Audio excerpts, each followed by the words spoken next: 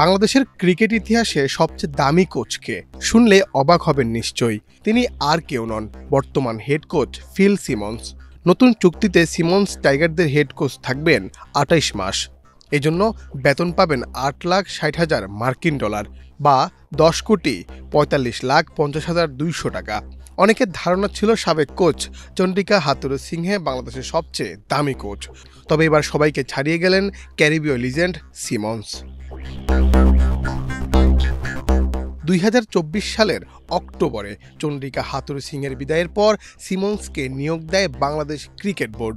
শুরুতে ৫ মাসের জন্য চুক্তিবদ্ধ ছিলেন তিনি। তার কোচিংয়ে খুশি টাইগার ম্যানেজমেন্ট, দলকেও বেশ গুছিয়ে রাখছেন এই কোচ। দলের সেরাটা বের করে আনার জন্য রীতিমতো কাজ করে যাচ্ছেন এই কোচ।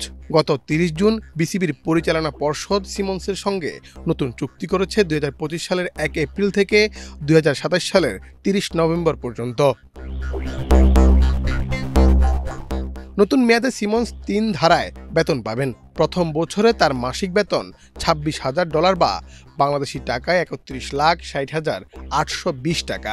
বার্ষিক বেতন $৩,৭৯,২৯,৮৪০ টাকা। দ্বিতীয় বছরে মাসিক বেতন $২৭,০০০ বা $৩২,৮২,৩৯০ টাকা। বার্ষিক বেতন $৩,৯৩,৮৮,৬৮০ টাকা। তৃতীয় মেয়াদে মাসিক বেতন $২৮,০০০ বা বাংলাদেশি টাকায় $৩৪,০৩,৯৬০ টাকা। বছরের শেষে বাকি ৮ মাসে তিনি পাবেন $২,৭২,৩১,৬৮০ টাকা। সব মিলিয়ে ২৮ মাসে বেতন পাবেন $১০,৪৫,৫০,২০০ টাকা। বেতনের বাহিরে মোটা অঙ্কের বোনাসও পান সিমন্স। আইসিসির যে কোনো টুর্নামেন্টের সেমিফাইনালে যদি বাংলাদেশ ওঠে, এজন্য বাড়তি $২৫,০০০ বোনাস পাবেন। ফাইনালে উঠলে $৫০,০০০ এবং চ্যাম্পিয়ন হলে $১,০০,০০০ বোনাস পাবেন। এশিয়া কাপে চ্যাম্পিয়ন হলে পাবেন $২৫,০০০ বোনাস। তার চুক্তিতে বেশ কিছু শর্ত রয়েছে, যেগুলো পুরোপুরি সিমন্সেরই পক্ষে।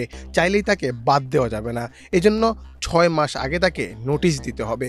অবশ্য দ্বিতীয় ও তৃতীয় বছরে মেয়াদ কিছুটা শিথিল, তখন ৩ মাসের আগাম নোটিশ দিতে পারবে বিসিবি। সিমন্সের আগে বাংলাদেশের সবচেয়ে দামি কোচ ছিলেন হাথুরুসিংহে।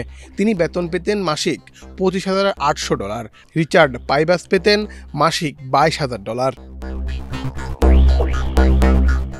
মুন্না চন্দ্র দাস, বাংলাদেশ প্রতিদিন।